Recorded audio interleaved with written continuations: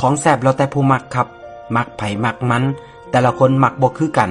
มันก็คือความสุขที่คนเฮามีบ่ซ้ำกันนั่นล่ะครับบางคนมีความสุขที่ได้กินอาหารหรูๆแพงๆวิวหลักแสนหลักล้านแต่บางคนแค่ได้กินข้าวฝีมืออีพ่ออีแม่ได้กินข้าวน้ำทงน้ำนาแนวกินเก่าๆที่อีพ่ออีแม่พากินมันก็สุขใจแล้วครับต้นทุนวิถีชีวิตที่แตกต่างกันมันก็เฮ็ดให้คนเฮาสุขไผสุขมันว่ากันบ่ได้เฮาถูกเลี้ยงมาจากแนวกินแบบใด